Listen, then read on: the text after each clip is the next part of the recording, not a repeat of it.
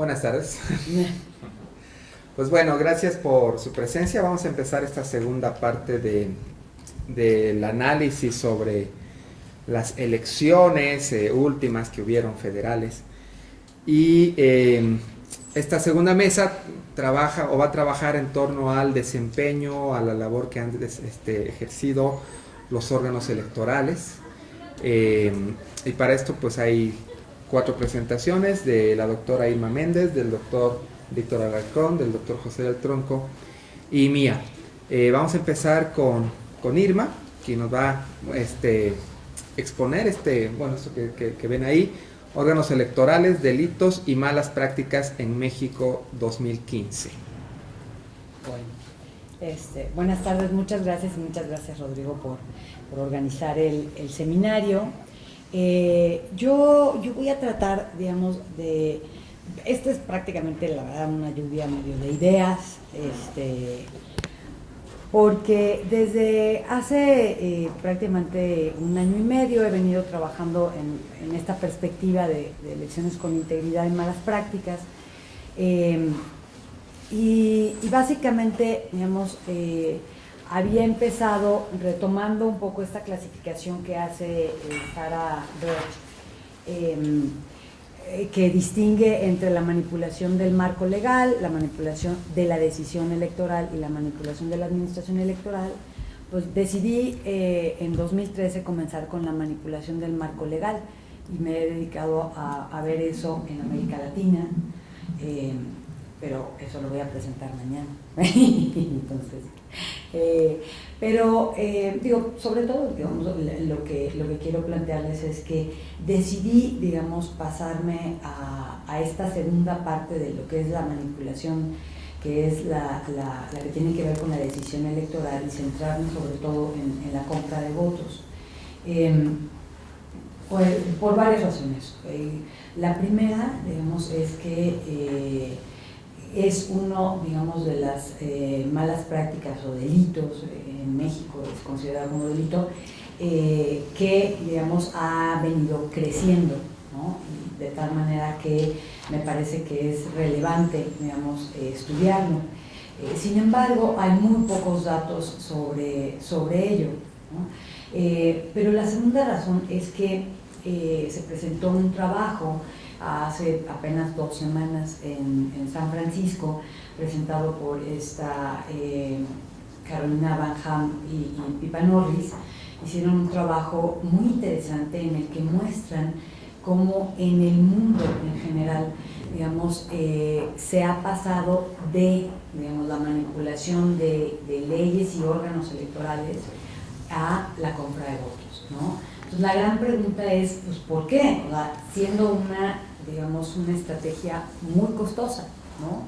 Muy costosa, difícil de llevar a cabo, difícil, digamos, de medir, ¿no? La efectividad, no se habla mucho del monitoreo, etcétera, pero bueno, ellas presentaron una cuestión preliminar, digamos, que va muy en consonancia con lo que yo vi en América Latina, ¿no? Que es efectivamente como el estudio que yo tengo de 2000 a 2014, ¿no? Como hay una manipulación del marco legal, y cómo el clientelismo, que para, digamos, en Latino Barómetro y en todas estas encuestas, el clientelismo y compra de voto prácticamente es lo mismo.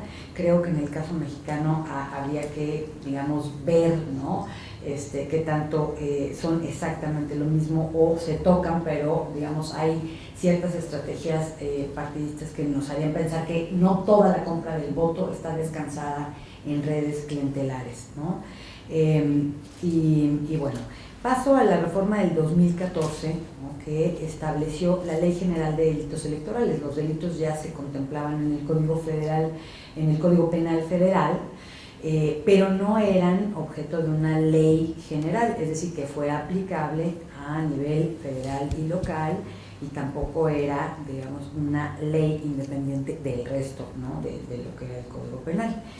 En 2014 también a la FEPADE se le, digamos, dan nuevas facultades, pero además, y esta es la parte digamos, quizás más nueva, a la FEPADE se le añaden 32 fiscalías estatales, ¿no?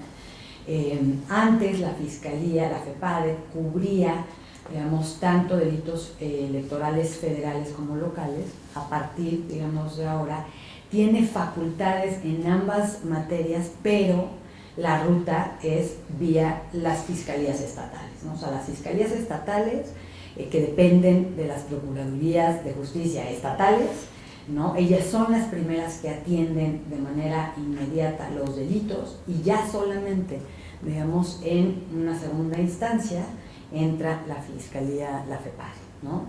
Eso, pues, digamos, pensando bien, pues era para eficientar, digamos, la persecución de los delitos electorales. Eso todavía no queda muy claro en la medida en la que, digamos, estas fiscalías pues son cero autónomas, ¿no? De hecho, digamos, una de las señalamientos es que prácticamente los fiscales son gente del gobernador, ¿no? Terminaron siendo nombrados, ¿no? Bueno, es su facultad, ¿verdad? Son parte del Ejecutivo, ¿no? En cualquier estado, pero además es gente, digamos, muy vinculada a los partidos, ¿no? Entonces, bueno, ahí está, digamos, un asunto, ¿no? que después lo voy a comentar, digamos, es esta falta, digamos, de autonomía, ¿no? Y además el hecho de que es el único órgano electoral que no está, digamos, que no es autónomo y que no está en el circuito de los órganos electorales, ¿no? Es decir, hay, como ustedes saben, entre el tribunal y el INE hay una interacción prácticamente cotidiana, ¿no? Es más, la reforma del 2014 los hace prácticamente depender de una manera, digamos, hasta para algunos absurda, ¿no? En el caso de los PES, ¿no? De los especiales, de los procedimientos especiales sancionadores, ¿no? Porque unos hacen la investigación y el otro la persecución, etc. En este caso, la fiscalía, hagan de cuenta que corre por su lado, ¿no? Y es absurdo. Es decir, finalmente en la ley, en la ley general, ¿no? de procedimientos electorales, ahí se establecen cierto tipo de sanciones a lo que llamaríamos faltas, ¿no? Y otras se van a la ley general de delitos electorales.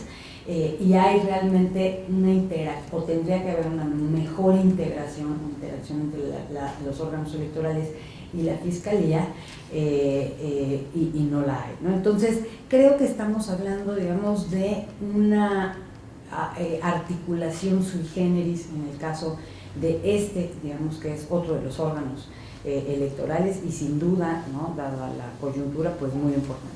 Y se añaden, digamos, delitos electorales. Al que quiero hacer referencia específicamente es a que a la compra de votos se suma la venta de votos, ¿no? Por primera vez es un delito electoral vender tu voto, ¿no? Entonces, vender tu voto también, digamos, es un delito electoral que amerita una multa pecuniaria y además cárcel.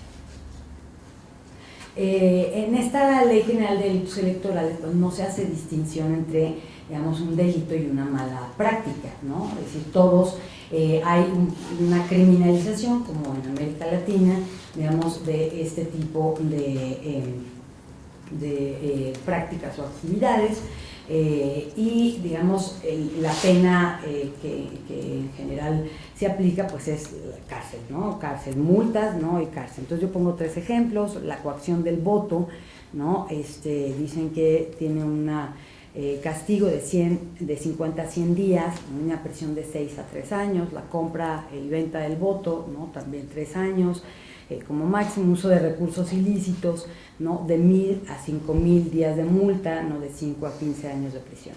Entonces mi primera observación pues es que, digamos, meter en el mismo paquete, digamos, el uso de recursos ilícitos y la compra y venta del voto, ambos como delitos, con una pena, digamos, que es la cárcel, pero además con un mismo procedimiento, digamos, lo que hace es dificultar prácticamente la aplicación de la ley, y no voy a ahondar más porque al final, digamos, de la presentación les pongo algunos ejemplos, digamos, de lo que atiende la FEPADE y finalmente no no logran, ¿no? Establecer delito que perseguir, ¿no? Entonces este proceso de criminalización, pues lo que de alguna manera parece, digamos, apuntar es a prácticamente la imposibilidad de perseguir el delito, ¿no? Y los sujetos inculpados incluyen pues a ciudadanos, funcionarios partidistas y candidatos, y eso es algo, digamos, también un cambio importante, ¿no? Normalmente era el partido el sujeto, ¿no?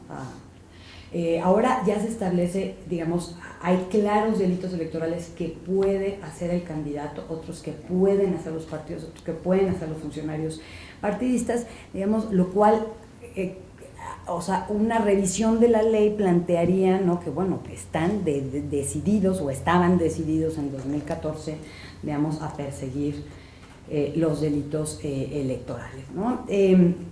La ley pretendía, ¿no?, estas son las preguntas, ¿no?, pretendía desincentivar los delitos electorales, pero parte de la evidencia, que ahorita les voy a mostrar, pues sugiere que no solo no bajaron, sino que, ¿no?, se incrementaron, ¿no? Entonces, un poco como, ¿por qué los partidos finalmente, digo, las preguntas que van a guiar esta investigación, insisto, esta es nada más, digamos, una serie de ideas, es por qué los partidos eligen finalmente manipular, por qué los partidos eligen ciertas estrategias en lugar de otras, ¿no?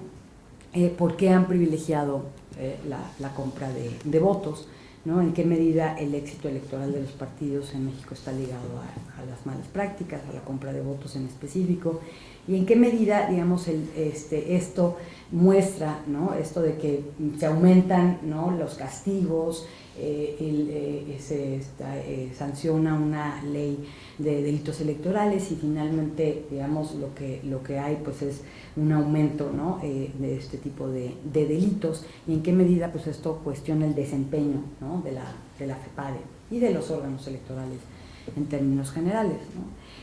Parto de varios supuestos, ¿no? Pues el primero, ¿no?, citando este trabajo que se presentó en San Francisco, es que la manipulación electoral pues está moldeada por las alternativas, ¿no?, que tienen los actores, ¿no? Las alternativas dependen de los recursos que tienen disponibles, ¿no?, económicos, legales, políticos, ¿no? La efectividad de las alternativas, ¿no?, que tanto con cada una ganan, ¿no?, efectivamente, por ejemplo, pues la elección, ¿no?, el grado de certeza que tienen sobre la efectividad, y los costos, ¿no?, costos directos, financieros, organizacionales, y los costos indirectos, ¿no?, potenciales, pues que son las sanciones, ¿no?, el costo que tienen que pagar, digamos, por violar la ley, ¿no?, si esta se aplica, y la visibilidad, digamos, de la manipulación. Y ellas se encuentran, digamos, en que en la medida en la que hay más sanciones en la ley, digamos, y es más visible la manipulación, como la compra de votos, digamos, se tiende a equilibrar, digamos, con la efectividad y por tanto a inhibir la conducta, ¿no? Entonces, en la medida en la que los castigos son más altos y se hace más visible por organizaciones, por, ¿no?, prensa libre, etcétera, etcétera, pues una serie de modelos se encuentran que esas son condiciones favorables a la inhibición de esta práctica. Y en México, digamos, de entrada, yo pregunto, bueno, las sanciones son altas, ¿no?, bastante altas, la visibilidad cada vez es más alta, ¿no?, y a pesar de eso, la conducta, digamos, esto no inhibe las sanciones altas, formales, y la visibilidad, digamos, a través de prensa, etcétera, no parecen, digamos, haber influido en la inhibición de esta práctica, ¿no? Nada más, digamos, para dejar un poco en claro qué son las malas prácticas, ¿no?, a diferencia un poco del fraude, que está más cercano, digamos, al delito, ¿no? El fraude, en pocas palabras, es una violación a las reglas que pretende, digamos, alterar los resultados electorales, mientras que las malas prácticas, digamos, es un juego desleal, ¿no?, pero dentro de las reglas, ¿no? Eso es lo que hace tan difícil, digamos, perseguir las malas prácticas, ¿no?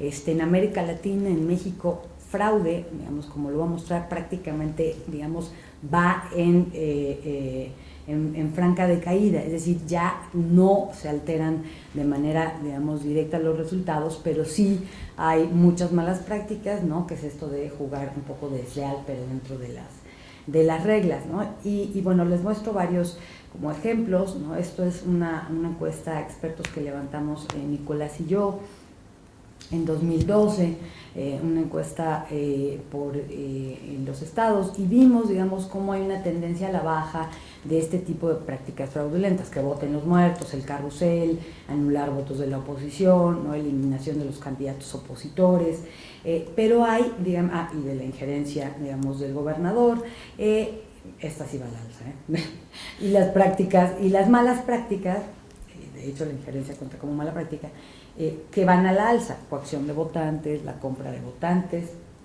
¿no? El gasto alto del candidato del gobierno. Eso fue encontrado en 2012, ¿no? Este es a nivel federal, es una encuesta, digamos, de 2012, de Ulises Beltrán, que pregunta, digamos, sobre la compra de votos, ¿no? Y bueno, calcula, digamos, que el 19% recibió artículos promocionales legítimos, ¿no? Y solamente el 7% una posible compra de votos, ¿no? O sea, recibió bienes materiales o servicios, ¿no? A cambio, ¿no? de el voto, ¿no? Entonces, lo que él dice es que vamos distinguiendo, ¿no? entre quien obtuvo artículos promocionales, ¿no? que no es directamente compra de voto, y lo que sí lo es, ¿no? Y quien no recibió absolutamente nada de los candidatos, que es el 73%. Y ese 7% pues es relevante en la medida en la que hay competencia, ¿no? Después, este es igual de Ulises Beltrán, en donde, digamos, ya lo ve por candidato, y vemos que Peña Nieto es el que, digamos, de acuerdo a la encuesta, realizó, digamos, más compra de voto, con un 5.4%, ¿no? Frente a 1.6 de Vázquez Mota y 1.5 de López Obrador. ¿Y a qué segmento, digamos, se dirigieron más? Pues al segmento de nivel medio, el de nivel bajo y el de nivel muy bajo, ¿no? Aunque, digamos, también hubo una pequeña parte en el nivel medio, alto, y fue básicamente por parte del PRI el que más, digamos, compra de votos realizó. Este es, digamos, los informes de la FEPADE de 2006, 2009 y 2012 de delitos electorales, ¿no?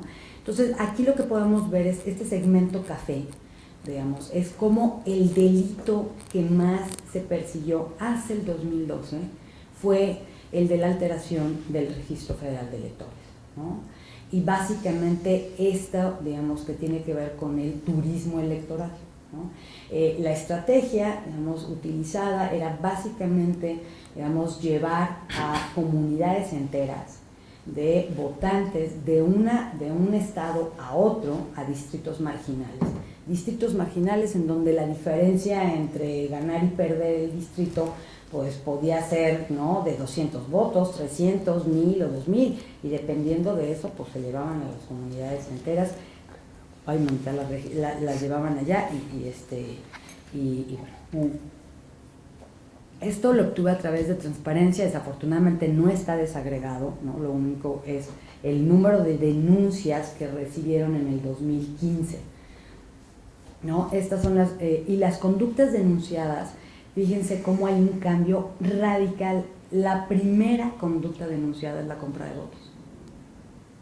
Es la barra, digamos, de hasta abajo más grande. Así me la mandaron, o sea, es una gráfica, entonces no puedo saber, digamos, ni siquiera exactamente cuántas llamadas fueron, pero compra y coacción del voto. El proselitismo, digamos, el día de la jornada electoral, y el condicionamiento de programas sociales son las tres, digamos, conductas delictivas más importantes en el 2015, y eso nos habla, pues sí, de un cambio de patrón, y el Registro Federal de Electores pasa a ser, digamos, una más, digamos, de las estrategias utilizadas, ¿no? Después esto, no, pues son 3 o 4 elementos que me mandaron, este cuadro en donde dice a quién inculpan, ¿no? A un ciudadano, y vemos cómo, digamos, hay al servidor público y al funcionario partidista empiezan a aparecer, digamos, también de manera importante. Y después esta que dice a quiénes están involucrando, lo que me pareció impresionante, ¿no? Al PRI, digamos que es algo que ya habíamos visto un poco, ¿no? Al PRI en primer lugar, segundo se desconoce, PRD, etcétera, ¿no? Y es en donde ya empiezan a hacer ellos mismos una relación entre los distritos con más denuncias y los distritos, digamos, más competidos, ¿no? Este es, digamos, una encuesta de GEAISA en donde pregunta si los programas sociales son para ayudar a la gente o para conseguir votos, ¿no? Fíjense, es del 2015 y esto es mayo del 2015, cómo finalmente ya estaba apuntado, digamos, un poco esta estrategia, ¿no? de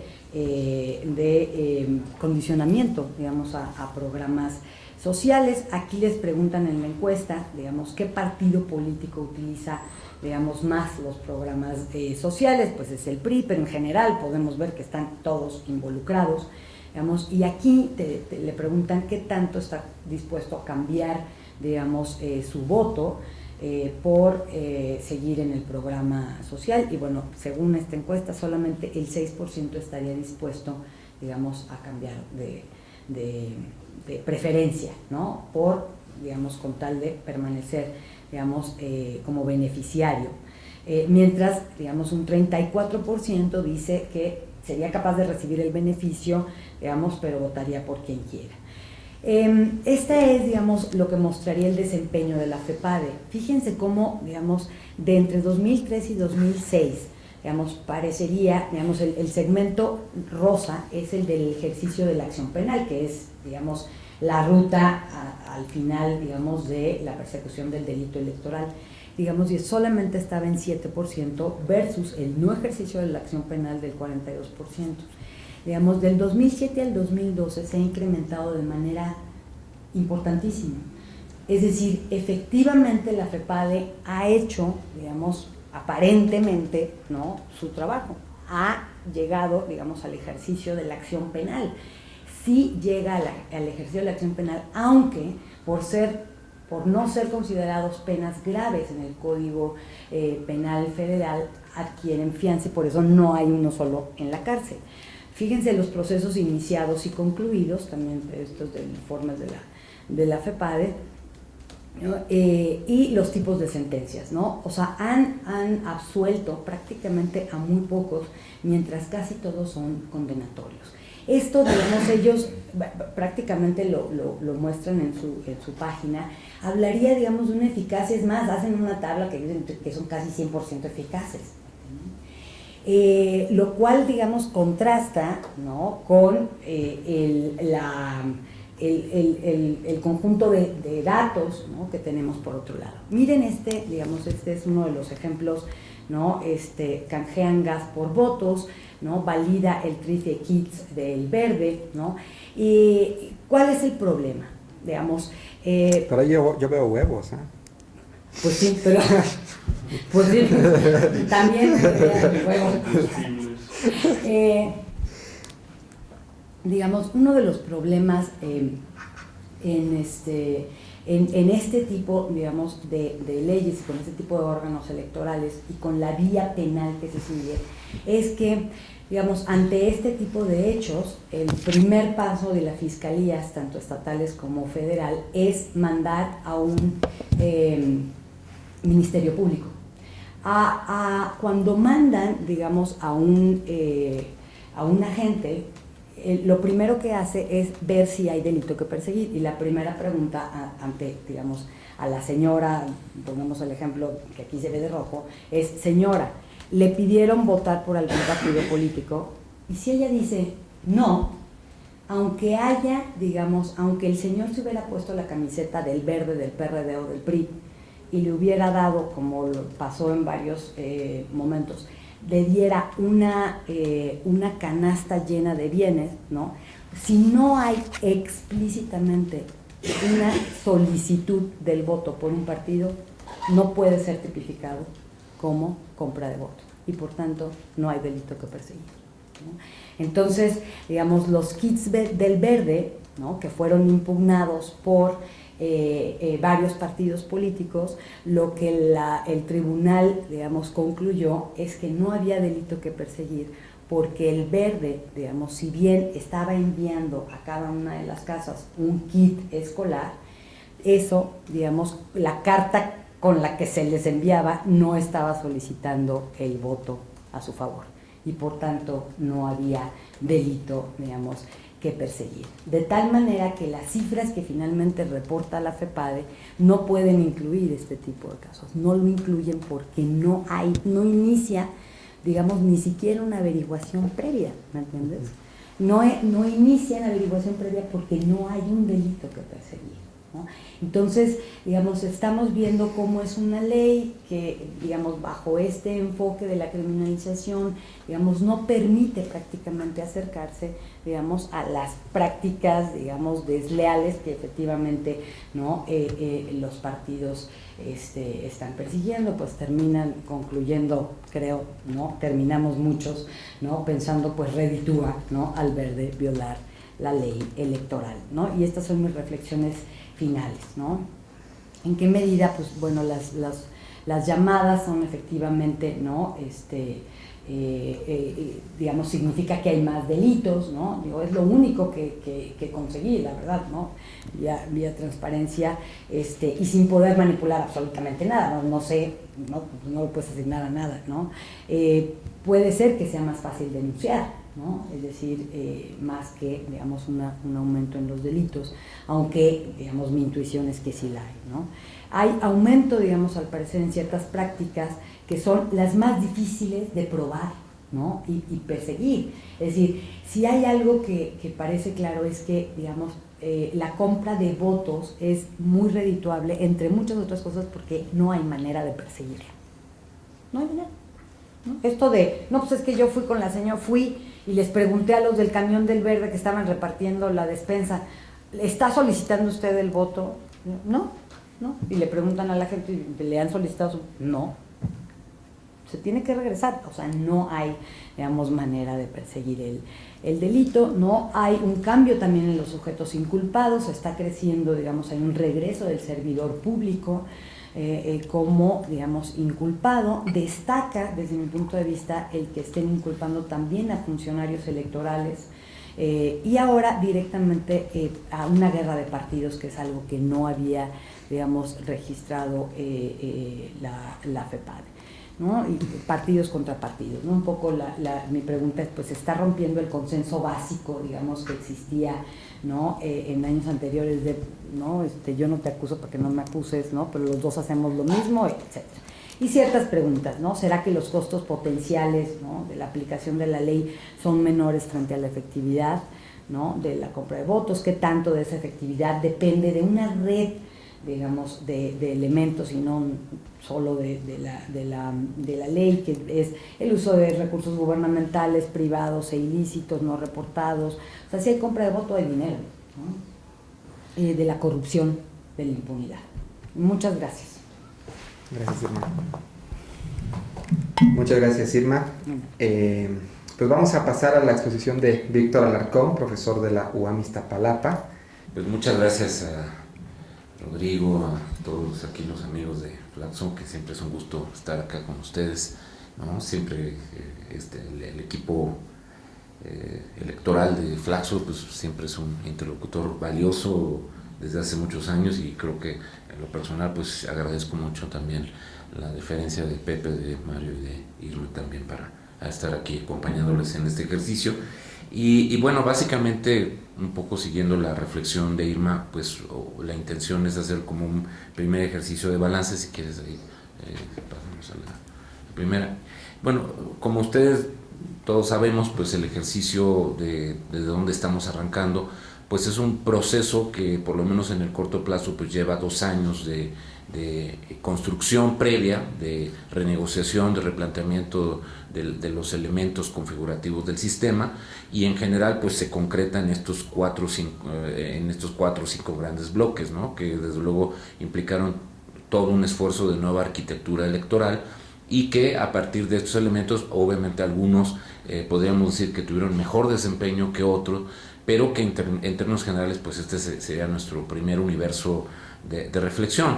Desde luego, entonces, la primer juicio que yo podría tener al respecto es que obviamente los desempeños fueron muy desiguales. Es decir, no solamente desempeños desiguales derivados de la propia autoridad electoral, sino de la manera en que los ciudadanos y que los partidos políticos fueron captando o fueron interpretando o fueron, digamos, posesionándose, digamos, de estas características. Yo creo que algunas de estas deficiencias son precisamente producto de la inexperiencia con la que los propios actores no pudieron traducir adecuadamente el nuevo marco de reglas. Y en otras, precisamente, la traducción fue muy eficaz desde el punto de vista de encontrar los vacíos, de encontrar los recovecos para poder aprovechar y tomar ventaja, ¿no? Incorrecta en muchos casos de lo que de alguna manera también fue algo que la propia autoridad electoral pues no tuvo las condiciones propicias para poder homologar criterios. Es decir, hay que tomar en cuenta que, por ejemplo, el hecho mismo de cambiar reglas, por ejemplo, en la Ley General del Sistema de Medios de Impugnación en materia electoral, implica derivar incluso en nuevos criterios de jurisprudencia o tesis de jurisprudencia. ¿Por qué? Porque se vuelven o derivado precisamente de qué es violación o no a la regla, obliga a la autoridad electoral, tanto en la parte administrativa como en la parte jurisdiccional, entonces a rehacer toda la cadena impugnativa y hacer toda la cadena procesal para entender en qué punto efectivamente hay una violación efectiva de la regla y que esto efectivamente sí está interpretando de manera sistemática, ¿no?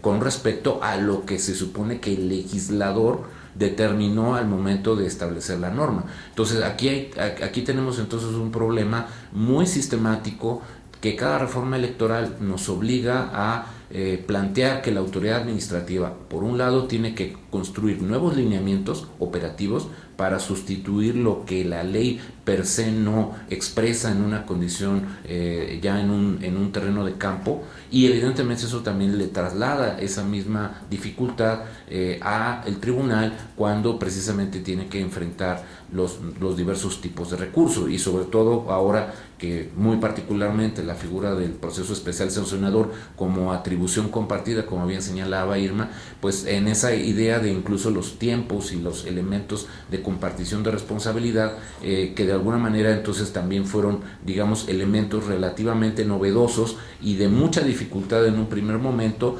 para poder establecer si esta sala especializada, que digamos es una de las novedades de la reforma, tenía o no las condiciones para poder establecer sanciones que no necesariamente tuvieran que terminar en la cadena impugnativa frente a la sala superior o tener que devolverla en su momento al espacio administrativo para que el INE volviera a integrar adecuadamente esta queja, ¿no? o este proceso. Digamos, de alguna manera, este intento de símil de que el IFE es como una suerte de ministerio público que integra la averiguación previa y de luego después la entrega al juez para que determine si se hizo correctamente, pues yo creo que en lugar de beneficiar o de propiciar una justicia más expedita, pues lo que nos vino a generar realmente es que esta sala especializada, como en general también mucho del desempeño de las salas regionales, pues los mismos actores políticos se la brincan, ¿no? Incluso insisten en la dinámica per saltum, ¿no? Que es esta figura de me voy directamente antes de que el daño sea irreparable, y entonces en muchos sentidos pues vemos que efectivamente toda esta colección de instancias intermedias como son los tribunales estatales electorales, las mismas salas regionales e incluso ahora la sala especializada, pues terminan siendo, digamos, simplemente instancias donde casi es como aventar botes de basura, ¿no? Para tratar de ganar tiempo, y donde de alguna manera entonces los actores de alguna manera están muy ya programados a saber que todos nos van a tratar de llegar hasta la última instancia, pensando que como cada una de ellas se puede agotar, pues entonces realmente puedo yo intentar, digamos, buscar hasta el último recoveco dentro de lo que la propia legislación me permite y me genera. Entonces creo que, por ejemplo, poniendo esta caracterización, pues esto creo que nos puede dar una idea de cómo está, digamos, valorada la actitud de los propios jugadores con respecto entonces a lo que piensan que es el árbitro y lo que piensan que pueden obtener como posibles beneficios extra o no dentro de la posibilidad de lo que la misma regla les permite interpretar o aplicar en su caso. Ahora sí, si quieres pasamos a la siguiente. Entonces, los otros elementos de la reforma, como ustedes bien lo saben, pues precisamente uno, limitar la participación de los gobernadores, es decir, tratándoles de expropiar la capacidad que incluso aunque nominalmente estaba construida desde los congresos locales, la expropiación de la facultad de nombramiento de la autoridad electoral, pues de alguna manera también tuvo un resultado a medias, es decir, no en todos los procesos, a pesar de que la idea es tener un paraguas meritocrático que primero pasa por Ceneval, pasa por una instancia académica que hace los exámenes presenciales a nivel ensayo.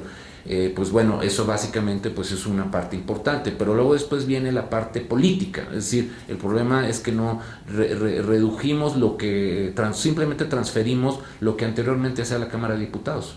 El veto político que construyen los partidos en el momento en que viene la fase curricular y que incluso ahora los vetos que hacían antes los propios diputados, ahora lo hacen los propios consejeros electorales. Es decir, de alguna manera entonces esa combinación perversa entre vetos de partido y vetos de consejeros, pues simplemente transfirió lo que antes de suyo hacía el trabajo de la Comisión de Puntos Constitucionales. Entonces ahí ciertamente creo que pues trasladamos una parte que originalmente sí se ve muy académica, muy de sensibilidad frente a la expertise, etcétera, y termina siendo finalmente un ejercicio simplemente de palomeos, y donde más o menos, si ya veo donde descubrí dónde quedaron mis cuates, pues esos son a los que termino jalando y termino protegiendo o termino tratando de impulsar dentro de los márgenes que también la propia negociación me permite. El otro aspecto importante es, desde luego, ahí también, como decía hace un momento, es decir, el problema de la coordinación y el control de los procesos electorales desde una instancia electoral que evidentemente ahora tiene un conjunto amplísimo de facultades, o sea, un 30-40% de atribuciones nuevas, 30-40% de atribuciones nuevas también marcadas en los propios ordenamientos, o sea, por lo menos en el volumen de incremento de artículos más o menos así está calculado, y entonces eso, insisto, pues genera un problema de operación y obviamente de un incremento sustancial del costo de la administración electoral y del costo de la impartición de la justicia electoral. Es decir, creo que en un momento dado uno de los plus de la reforma, discursivamente hablando, de que iba a propiciar una mayor economía, pues no está siendo como tal. Es decir, seguimos invirtiendo en las dos pistas combinadas, tanto de lo que reciben los partidos y lo que reciben la propia estructura de administración electoral, tanto en las instancias locales como en la instancia federal,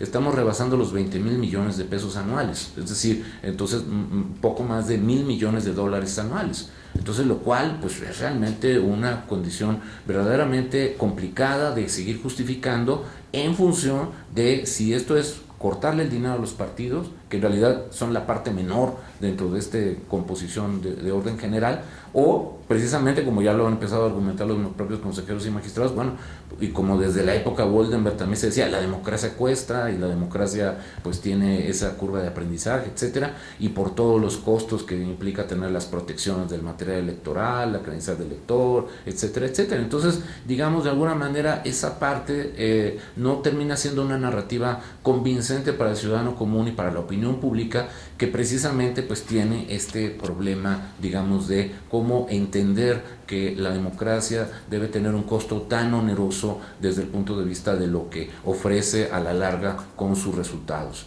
Ya decíamos un poco esto de la sala especializada, entonces sí que paso a la siguiente. De tal manera que ¿qué problemas podemos observar o qué podemos visualizar sobre este elemento, ¿no? Primero, desde luego, los resultados fueron también muy desiguales en términos de resolver tres problemas que se supone que vienen acarreándose incluso desde la reforma electoral 2007-2008, que son el financiamiento privado, la fiscalización y el modelo de comunicación política, ¿no? Que de alguna manera se les ha aducido que tienen una condición de influencia en la famosa determinancia, como también el concepto se ha utilizado mucho ya en el lenguaje jurisdiccional y en el lenguaje mismo de la definición electoral, pues esta determinancia que se ha centrado mucho en que aquí hay una buena parte de la desigualdad o del aprovechamiento, donde los actores buscan también espacios de aprovechamiento de las omisiones legislativas o de la falta de descripción puntual de atribuciones para que la autoridad electoral pueda atender de mejor manera esos problemas. Lo que sí podemos decir que hubo también elementos importantes, interesantes, que la legislación vino a acrecentar y creo que ha logrado precisamente avanzar en estos temas, pues son obviamente el tema de avanzar un poco en la selección de candidaturas, muy especialmente en el tema de la paridad de género, las candidaturas independientes y el tema de la consulta y de la iniciativa popular. Es decir, en estas dimensiones podríamos decir que hay partes razonablemente, digamos, aceptables y que incluso son respuestas a expresiones de lucha que han tenido agrupaciones de la sociedad civil que más o menos lograron tener, digamos, una respuesta, aunque parcial, pero de manera significativa, y que obviamente los resultados ofrecieron, digamos, muy particularmente en el caso de las candidaturas independientes y en el incremento importante que se tiene de mujeres en la Cámara Federal, pero también incluso por la aplicación de los criterios adicionales, que ahí sí fue otro avance importante, unilateral, que tuvo la Sala Superior, y en los casos que así se lo permitió, pues poder aplicar el tema de paridad vertical y horizontal en la integración de los propios congresos y ya no solamente en la designación de candidaturas. La siguiente. Otro elemento que también creo que más o menos funcionó de manera interesante y que ha venido tratando de funcionar para evitar este asunto de la fatiga electoral, pero que obviamente ahora tiene el problema de que hay una congestión amplia del proceso, pues es este elemento de las elecciones concurrentes. Es decir, hoy, este año tuvimos un conjunto muy amplio de elecciones locales concurrentes con la federal, en esa armonización que viene también desde la elección de 2007-2008, y un segundo bloque de armonización parcial, pero que va a tener consecuencias en 2016 y 2018, que precisamente va logrando que las renovaciones de prácticamente todas las gobernaturas del país y de los congresos locales ahora sí ocurran, o ya sea a la mitad del sexenio o al final del sexenio. Entonces eso también es un elemento que seguramente pues hace también ver que la coordinación de las campañas, de los temas de campaña, de los candidatos y todos los elementos que puedan estar alrededor de una campaña, pues puedan quizá tener una mejor coordinación entre el discurso nacional y los temas legislativos locales. Es decir, probablemente eso también habría que hacer una evaluación cierta, si las campañas electorales oscurecen o no a las campañas locales. Evidentemente en las elecciones intermedias eso creo que es un poco más equilibrado, incluso podríamos decir que las elecciones locales tienen una mayor preeminencia que las federales, evidentemente porque el único nivel de competencia importante a contender es las diputaciones. Pero aún así, de todos modos, creo que es interesante ver cómo esta coincidencia o esta convergencia, si es que incluso hacia el 2018 sí pudiéramos tener consulta popular efectiva para poder ser convocada, pues bueno, podríamos ver realmente si hay o no esta posibilidad de mayor coordinación o articulación entre temas locales y nacionales. Y desde luego el otro elemento que también creo que también quizá porque no hubo un gran esfuerzo, digamos, de temas alrededor de esto, pues precisamente pues es el papel de las casas encuestadoras y las televisoras. Es decir, en esta elección creo que las televisoras y las casas encuestadoras tuvieron, incluso por los mismos cambios de modelo de comunicación política, tuvieron un desempeño mucho más acotado y mucho más apegado a ciertas reglas por los mismos cambios que generó la legislación electoral. A diferencia obviamente de lo que era la queja generalizada de cómo fue su intervención como un factor influyente o no dentro de las elecciones, sobre todo las presidenciales de 2006 y 2012, que generaron parte de esta reforma. Por otro lado, también creo que la situación es interesante, que solamente donde hubo un poco mayor de incidencia de estas casas encuestadoras y de las televisoras, pues fue en los casos de elecciones estrechas, como fueron los casos de las gobernaturas de Colima y San Luis Potosí, que en algunas de ellas pues se tuvo que ir hasta el recuento voto por voto, como fue el caso de Colima, o muy particularmente la cobertura de la campaña de Nuevo León, que bajo la presión del Bronco pues también tomó una efervescencia muy importante que desató una guerra entre televisoras, incluso entre medios de comunicación como Reforma contra Televisa, ¿no? Y Multimedios, ¿no? Que de alguna manera ahí nos da una idea de cómo sí hubo un tipo de involucramiento de los medios de comunicación en las campañas. La siguiente. Desde luego, entonces, podemos decir que precisamente no hubo un caso significativo de recuentos totales, es decir, creo que también uno de los elementos novedosos de la reforma, que era esta idea de que en las elecciones estrechas, previendo que la tendencia de fragmentación y de estrechamiento de distancia entre partidos iba a propiciar seguramente este elemento, bueno, resulta interesante que no llegamos a tener una, digamos, condición reiterada de que esto se presentara a lo largo del territorio nacional, insisto, salvo el caso de la elección voto por voto para que el gobernador de Colima.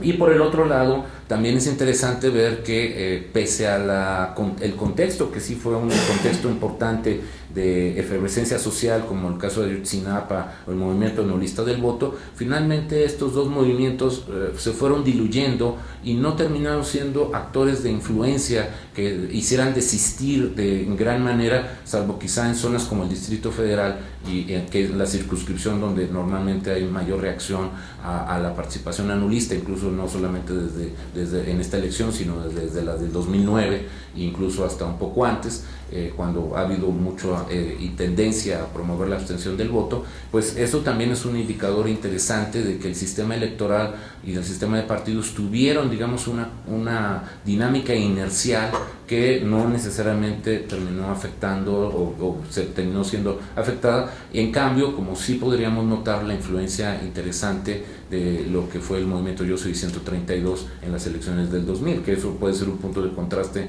interesante de cómo sí los movimientos pueden tener o no un impulso, le dan un impulso adicional, como lo que sí puede atestiguarse que el movimiento 132 sí fue un factor de catapulta para la candidatura de Andrés Manuel López Obrador. La siguiente, por favor. La adaptación precisamente también, como decíamos, de esto de los criterios que también están incompletos, es decir, todavía apenas tuvimos varias entidades federativas que terminaron apenas su adaptación precisamente por los tiempos diferenciados en que se dio la renovación de los soples y la convocatoria a sus procesos locales, que el resto de las entidades que no lo hicieron precisamente entre 2014 y 2015 al inicio del proceso electoral, hoy apenas recién terminaron las restantes entidades federativas que están generando su convocatoria 2016 y que algunos de estos procesos están todavía en la cadena impugnativa, ya sea por acciones de inconstitucionalidad en la Suprema Corte o precisamente ya en situaciones de potencial aplicación ante el Tribunal Electoral del Poder Judicial de la Federación en otros casos. Pero sí es muy interesante, sí, en ese sentido creo que lo que sí es importante es valorar que lo que ocurrió en esto es precisamente esta necesidad de reconfigurar criterios para tratar de homologar temas como las candidaturas independientes, la paridad vertical y horizontal y precisamente la integración precisamente de la manera en que también se tenían que resolver incluso las designaciones de los integrantes de los soples. La siguiente. Otros elementos, aquí digamos no voy a abonar, creo que Irma hizo una muy buena descripción de todo lo que ha sido precisamente el resurgimiento de todas estas malas prácticas que aquí ustedes pueden ver perfectamente desglosadas, cacicazgo, refuncionalización del corporatismo, coacción clientelar, compra de voto, presiones y protección de los partidos hacia o desde los organismos electorales, el uso patrimonialista de los programas sociales y la propagación de la cultura y el uso de la violencia, ¿no? La siguiente. Entonces, creo que otros aspectos que sí de manera operativa quedaron fueron la falta de coordinación efectiva entre el INE y el OPLES, es decir, la falta de suscripción adecuada entre los convenios que pudieran efectivamente demostrar en qué condiciones hay facultades de atracción, delegación o asunción. Creo que ahí hay un trabajo muy importante, sobre todo que se afectó mucho en el proceso de fiscalización. Es decir, los OPLES en muchos sentidos estuvieron atados a que, dado que la fiscalización es una responsabilidad ahora del INE, entonces muchos de los procesos locales estuvieron incluso en una condición sub judice, de hecho, es decir, se había rebasado el tiempo para registrar las candidaturas y tuvieron que quedar como una suerte de reloj legislativo hasta que no recibieran realmente los dictámenes del INE para poder fincar si el candidato podía ser o no registrado. Por ejemplo, aquí pasó mucho en el Instituto Electoral del DF, que candidatos tuvieron que estar en una condición suspensiva o se les dieron registros provisionales, y eso da una idea, digamos, de que hay un tema que hay que ajustar precisamente en la consecución de en cuánto tiempo se desahogan los recursos de acreditación de gastos de campaña y todo lo que tiene que ver con la fiscalización. Y también por el otro lado, la siguiente, diría que los temas de la corona, obviamente los dos, pues aunque ya por falta de tiempo simplemente hay que apuntarlos, el caso del Partido Verde y el Partido del Trabajo, que sí me parecen dos decisiones importantes que nos permiten visualizar o pensar realmente a qué está jugando la autoridad electoral, es decir, cómo entra un partido o cómo debe salir un partido. Es decir, y sobre todo estos dos casos que nos permiten tener perspectivas de situaciones reales sobre cómo debe salir un partido de la contienda electoral. Y creo que decisiones bastante polémicas en estos dos casos pues nos puede dar un referente interesante de cómo tratar este tema. Y desde luego, lo que ya también acreditó Irma, este nivel marginal de incidencia que tuvo la FEPADE para poder cumplir, pues sí, nominalmente con su trabajo, pero con una percepción que sigue teniendo en la opinión pública de que no se atrapa a los peces gordos, ¿no? Y que tenemos ahí todavía mucho tramo que recorrer para resolver eso. Y la última diapositiva, pues simplemente las conclusiones precisamente pues serían justamente visualizar que el tema de la armonización, digamos, para presuponer que una reforma electoral tenga éxito, tenemos que asumir que tiene que haber una asimilación, una aceptación y una estabilidad en la aplicación para que los criterios puedan ir un poco de arriba hacia abajo, dado que la mayor parte de las reformas electorales que hemos tenido han tenido ese efecto del centro hacia las periferias, a diferencia de la competitividad que viene de las periferias hacia el centro, históricamente hablando. Y en ese sentido, entonces, en ese ir y venir, sí me parece muy importante visualizar que para que eventualmente pudiéramos volver a entrar en una etapa de relativa estabilidad como la que sí gozamos entre 96 y 2003, que más o menos las reformas electorales, o hasta 2006 incluso las reformas electorales fueron relativamente mínimas y que ya no estaban atendiendo transformaciones de fondo como esta sí lo generó, otra vez replanteando incluso todo el modelo organizativo de la autoridad electoral.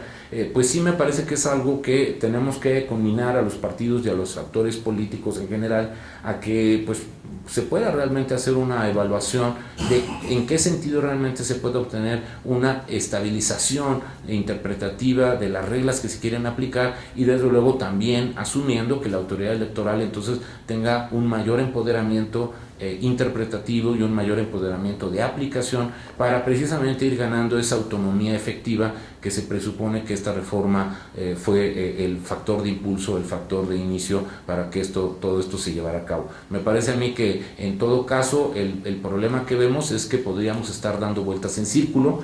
Mucha de la interpretación que yo tendría es que en algunos aspectos regresamos prácticamente a condiciones de un sistema nacionalizado muy parecido al que teníamos en 1990, es decir, yo me atrevo incluso a poner en discusión eso, que en muchos sentidos tuvimos un retraso en cuanto a la concentración de facultades que nos lleva casi a los tiempos de la Comisión Federal Electoral, en donde entonces ahí se da un modelo muy cerrado de negociación, en donde entonces va a ser mucho más difícil una flexibilidad de cómo los partidos políticos también, incluso en su propio beneficio, pudieran tener una mayor presencia y sobre todo bajo estos impulsos que persisten desde ciertos sectores de reducción de escaños, de reducción de la representación proporcional, pues eso también entonces puede generar una distorsión muy significativa de lo que los partidos políticos pudieran incluso generar paradójicamente en función de poder reflejar un escenario más tendiente hacia el pluralismo que se ha tratado de construir en estos 30 o 40 años de aplicación de reformas, que lo que estamos regresando a aplicación de ciertos elementos inhibidores de la competencia y de la participación política y que más bien nos estarían llevando a una restauración del viejo sistema hegemónico autoritario donde el marco de la autoridad electoral es un marco de autoridad restrictiva y donde realmente los partidos políticos paradójicamente van a terminar siendo simplemente convidados de piedra. Muchas gracias. Bueno, yo he preparado una presentación, me voy a tomar el tiempo porque si no, una presentación en la que voy a hablar más bien de las impugnaciones electorales. Entonces mi presentación va a tener que ver más con el Tribunal Electoral que con el Instituto Federal Electoral. Y digamos, en un análisis que los relaciono con las reformas que han habido, ¿no? Un breve nada más acotamiento. A diferencia del tema que abordaron las presentaciones de la mañana, en realidad en este tema, y lo estamos viendo en las presentaciones, el asunto de los datos es bastante difícil, ¿no? Bastante difícil. Yo estuve pidiendo información y además navegando mucho por el portal del tribunal y se consigue muy poco en realidad. Y lo que me mandaron era lo que estaba en el portal, entonces tampoco ayudó mucho. Bueno, este es un gráfico que hice señalando en términos globales todos los asuntos, o mostrando todos los asuntos que recibió el tribunal por años, y el 2015 incluye al 25 de septiembre, o sea, hasta hace poquito. Y lo que vemos es una tendencia que podríamos señalar a partir de 2006, creciente, y particularmente en años electorales. Las columnas más con un gris más oscuro son los años electorales, elecciones federales, hay que decirlo. Pero si se fijan, desde finales de los 90, principios de este siglo, hay pequeños picos en el 2000, en el 2003, pero a partir del 2006 el pico es mayor, y el 2007 y el 2008 ya nos regresa la cantidad de asuntos recibidos, nos regresa a los niveles anteriores y empiezan a subir. Aquí es importante, lo que llama la atención es el año 2012, la tremenda cantidad de asuntos recibidos, más de 35,000. El 95% de ellos tienen que ver con juicios por derechos políticos, o sea, por defensa de derechos políticos, ciudadanos que sienten que se han vulnerado sus derechos políticos. A falta de más datos, yo los asocio con el proceso previo de la conformación de listas de los partidos políticos que van a competir en el 2012, ¿no? Sí, los candidatos a diputados y todo eso que hubo, dado que en el 2011 tampoco es que hubo muchas elecciones estatales, hubieron 7 elecciones de gobernador, pero básicamente en términos de números el año que tiene un pico más grande. Pero si se fijan, 2013 y 2014, en caso de que el 2011 lo tomemos como un caso atípico, 2013 y 2014, que no son años electorales, ya tienen números por encima de 2006, 2003 y 2000, que eran años electorales, ¿no? Entonces la tendencia básicamente es al alza, y 2015 todavía no está terminado. Supongo que terminando el año ese número, esa base oscura de la derecha va a crecer por encima de la del 2012. Ahora, viendo un poquito más en detalle, ese total, esos miles y miles de asuntos que recibe el tribunal y que además, hay que reconocer, se resuelven en más de un 95%. ¿Cuál es el componente principal? La barra azul nos dice la barra azul nos dice JDC, es el juicio por los derechos del ciudadano, ¿no? Protección de derechos derechos políticos electorales. Exacto, de los ciudadanos. Es por mucho el tipo de juicio electoral más numeroso. Y después están los recursos los juicios de revisión constitucional electoral, y finalmente, muy, muy chiquito, recursos de apelación y recursos de reconsideración. Pero básicamente, fíjense el contraste respecto a inicios de este siglo, donde el más grande era juicio de revisión constitucional electoral. Hoy en día es el juicio de defensa de los derechos políticos de los ciudadanos, lo cual nos habla también de un empoderamiento de los propios militantes, o sea, al interior de los partidos, al parecer, esto nos sugiere que ha habido un proceso de democratización, que eventualmente cuando las dirigencias saltan ciertas estructuras en los partidos, los militantes no se quedan de brazos cruzados, ¿no? Por mucho es el tipo de juicio electoral más numeroso. Y por lo que vimos también, pues esta es una tendencia creciente, ¿no? Bueno, aquí me concentro en 3 nuevos medios de impugnación surgidos a partir de la reforma electoral de 2014, como son PSC y PSD en el lenguaje del tribunal, tienen que ver con el procedimiento especial sancionador, y RP es un recurso de revisión de ese procedimiento especial sancionador. En el 2014 eran muy poquitos, ¿no? La reforma había sido ese mismo año y obviamente en año electoral esto va a ser mucho más grande. El 2015 ya vemos un aumento, ahí calcula el aumento 36 veces más, 50 veces más y 21 veces más respecto al 2014. Esto, bueno, es además una carga adicional muy importante que estimo, dado esta tendencia creciente que vimos en los anteriores gráficos, que va a ir aumentando en el tiempo y en especial en años electorales. Este procedimiento especial sancionador, así lo señala la ley respectiva de medios de impugnación, que tiene que ver o se inician este tipo de juicios cuando se denuncien conductas que contravengan las normas sobre propaganda política o electoral o constituyan actos anticipados de pre-campaña o campaña, ¿no? Ahora diríamos, básicamente estos medios de impugnación son muy propios de la democracia mexicana, ¿no? O sea, va a ser difícil que los veamos en otros lados. Esto se activó a partir de la reforma del 2014, pero que tiene antecedentes en la reforma del 2007, ¿no? Producto de esto que se aprobó de prohibir las campañas negativas, ¿no? Y bueno, pues yo lo que vislumbro aquí es que va a haber un crecimiento importante. El 2015, en términos numéricos, no fueron los medios más numerosos. Respecto al total, este año ha sido del 5%, ¿no? 5%, pero la tendencia, estimo, es al alza.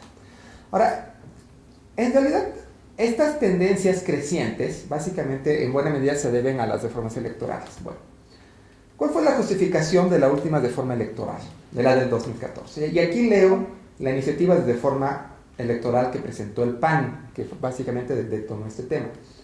El PAN decía, en uno de sus considerandos, la democratización nacional no ha ido a la par de la subnacional.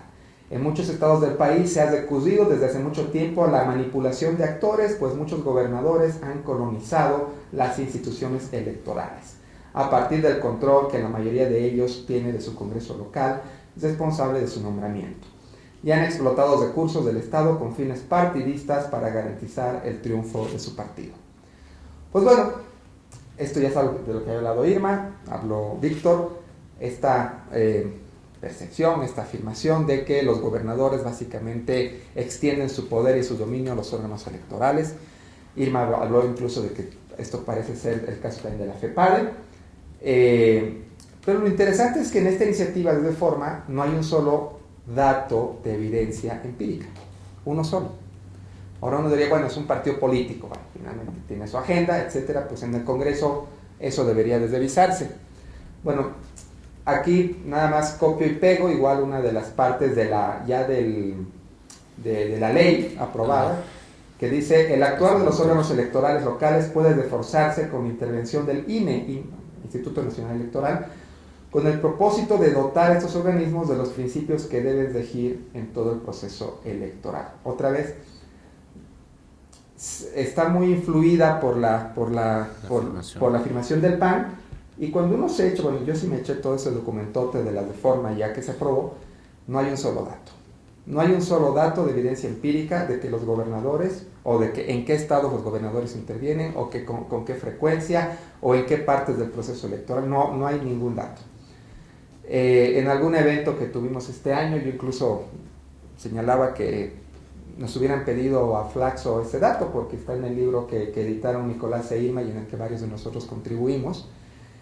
Hay datos exactamente de en qué estados es peor el asunto, en qué estados no era un problema, y no solamente en cuestión de los institutos electorales estatales, hoy en día OPLES, sino también en los tribunales electorales estatales. Pero bueno, nos echamos una reforma tremendamente, digamos, ambiciosa, y además que cambiaba muchas cosas, y esto lo quiero señalar, sin un dato de evidencia, con puras afirmaciones gratuitas. Bueno, esto me lleva a estas afirmaciones que en este momento pueden leer, que la reforma electoral en su totalidad y la integración del INE en particular no fueron, bueno, no me referí también a lo que se cambiaron a los titulares de los órganos electorales, ¿no? Que se hizo. No fueron producto de un adecuado proceso de diseño y elaboración que se sustentara en la evaluación técnica sobre la necesidad de dicha reforma o sobre los problemas públicos que con la misma se pretendían disolver y la urgencia o apremio para su atención. Este es un razonamiento más de política pública. Bueno, Irma, José, pues, Víctor, aquí todos tenemos relación con la política pública, donde decimos básicamente, bueno, si vas a atacar algo, si vas a querer solucionar, al menos detecta bien el problema y dinos de qué se trata. Pues eso no hubo ningún diagnóstico. Otra vez, se hizo con base en afirmaciones gratuitas, movidas por una agenda política, y ya. Por lo que sostengo que se trató de una decisión de carácter político que atendió primordialmente a intereses partidistas, que a una efectiva de forma integral orientada a la resolución de diversos problemas o deficiencias que presentaba el sistema político electoral.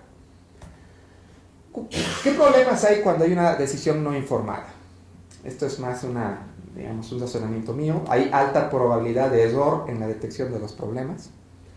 Hay alta probabilidad de error en el planteamiento de soluciones a los problemas.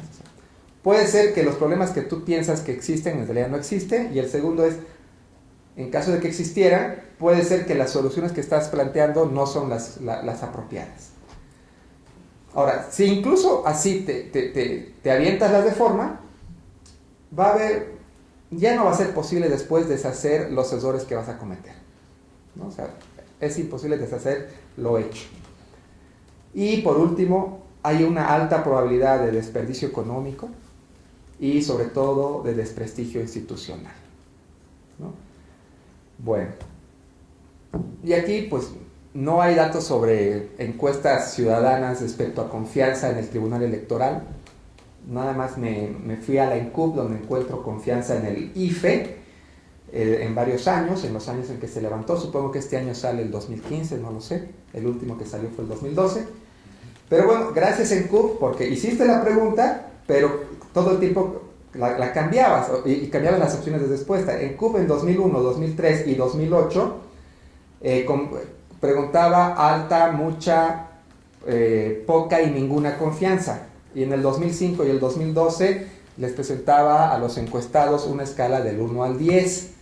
Entonces otra vez, bueno, o sea, yo no entiendo qué pretenden los que hacen estas encuestas, de que no podamos comparar. Ahí vemos que la confianza en el IFE hasta 2008 estaba bastante bien, cuando se les presenta esta opción de poca, mucha, etcétera. O sea, es una escala ordinal, pero cuando se les presenta la escala del 1 al 10, más bien vemos que ya en 2012 el IFE sale reprobado, ¿no?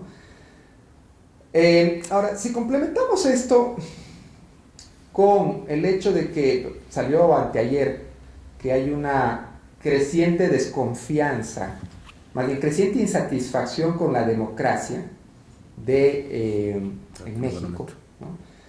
Es más, México en este momento es el país que tiene los peores niveles de satisfacción con la democracia. Pues en realidad estamos en contextos bien delicados, ¿no? Bien delicados, y por lo que finalizo con lo siguiente. Es altamente riesgoso emprender reformas electorales con diagnósticos carentes de evidencia. En cualquier contexto, en cualquier situación, ese es un riesgo muy grande. Ahora, hay evidencia, esto es lo que presenté al principio, hay evidencia de un incremento en la carga y en las responsabilidades de los órganos electorales.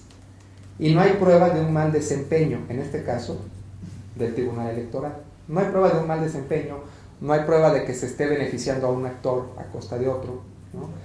El caso del Verde es muy discutible, ¿no? Pero al menos en los actores más importantes, en los principales partidos, pues no hay evidencia de que se esté beneficiando a alguien. Pero sí hay evidencia de que a través de las reformas han ido agregando medios de impugnación, han ido agregando cargas, y eso va a crecer en el tiempo, ¿no? Ahora, todo esto incrementa el riesgo de pérdida de legitimidad de los organismos electorales, mucho más en un contexto de caída en la satisfacción con la democracia en México. En pocas palabras, diríamos, ¿qué necesidad había de hacer todo esto? Pues bueno, en realidad estamos coqueteando con un resultado catastrófico, con desvirtuar, deslegitimar a nuestras instituciones electorales en un contexto también peligroso, ¿no? Y dado que no hay otras instituciones, si se nos caen esas instituciones en la credibilidad, después ¿qué nos queda? ¿No? Pues bueno, es lo que tenía que decir. Muchas gracias. Agradecer en primer lugar a Rodrigo por la invitación, por la confianza.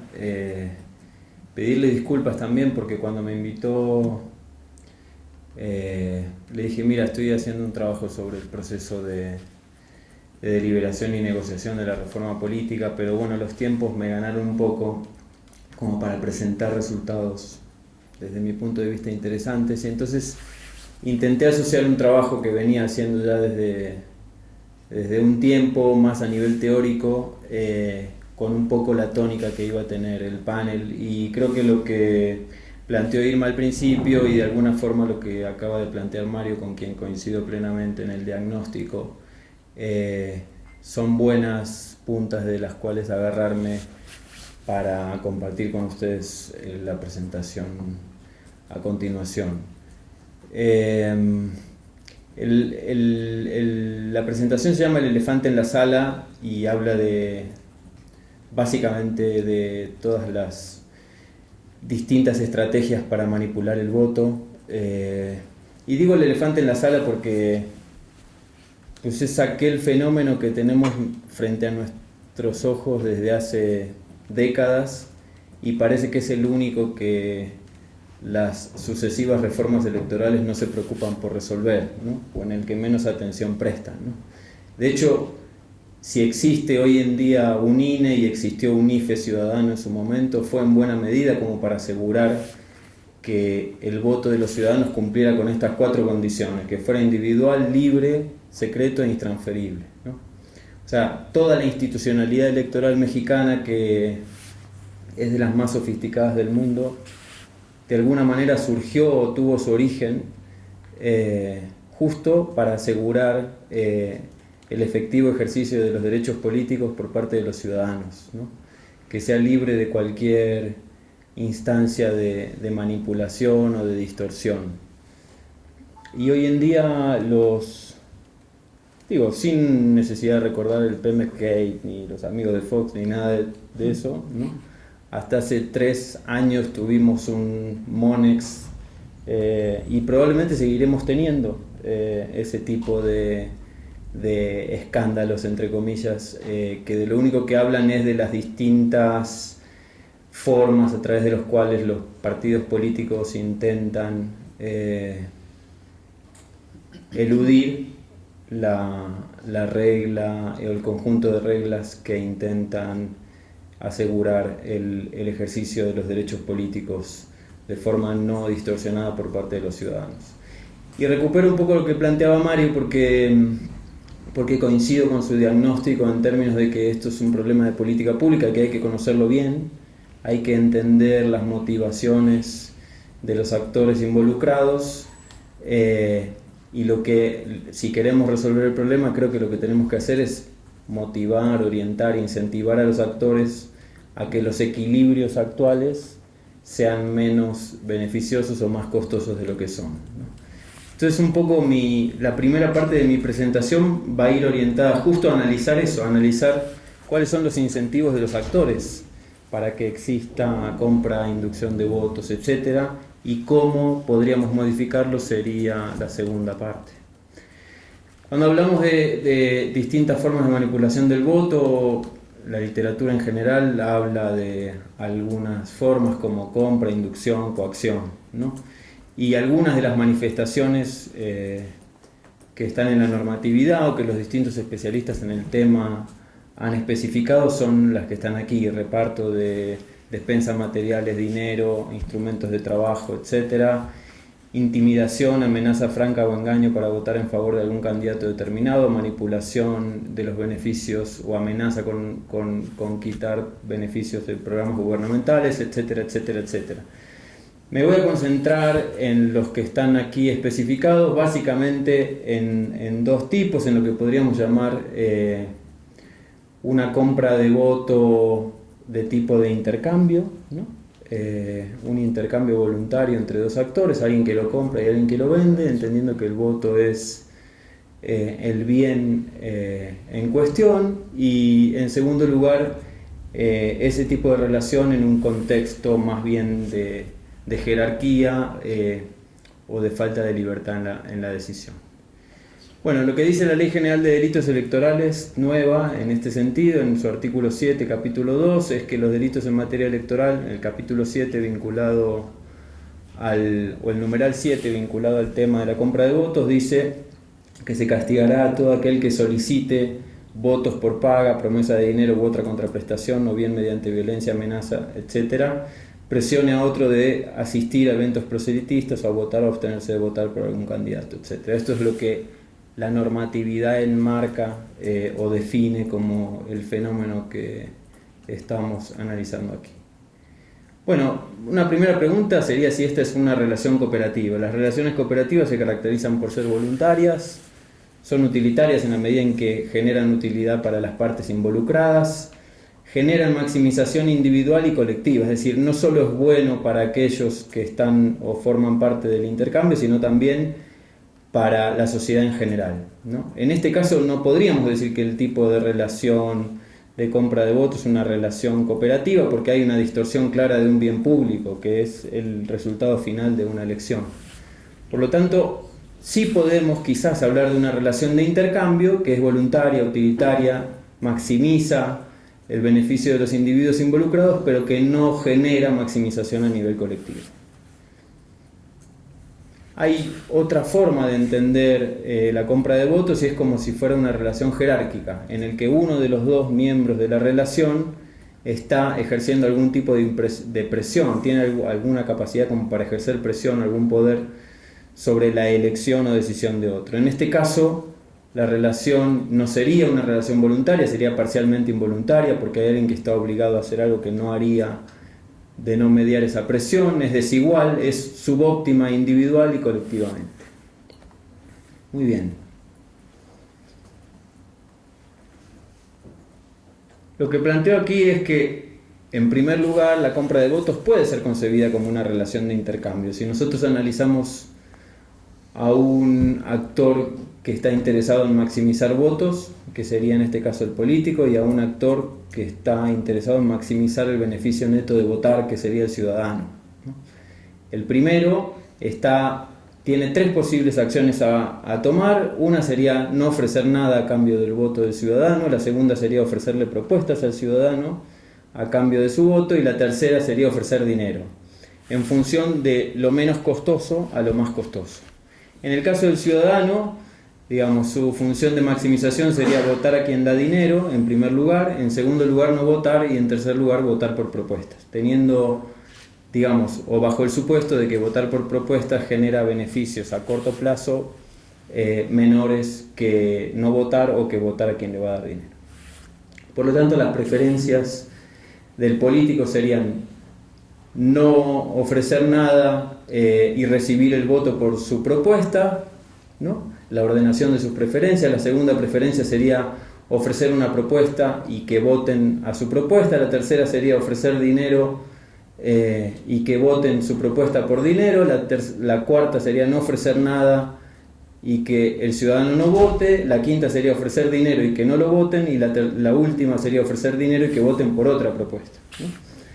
En el caso del ciudadano, sus preferencias ordenadas serían que le ofrezcan dinero y no vaya a votar, que le ofrezcan dinero y vote por la propuesta que él cree mejor, que ofrezcan dinero y vote por quien le da el dinero, que no le ofrezcan nada y no vote, que le ofrezcan una propuesta y no vote, y que le ofrezcan una propuesta y vote por esa propuesta.